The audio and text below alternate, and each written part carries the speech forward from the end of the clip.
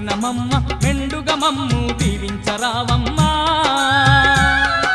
విజయవాడలో వెలసిన దుర్గమ్మ నీ పూజకు పువ్వులు తెచ్చినమమ్మ మెడలో దండలు వేసినమమ్మ మెండుగా మమ్ము దీవించరావమ్మా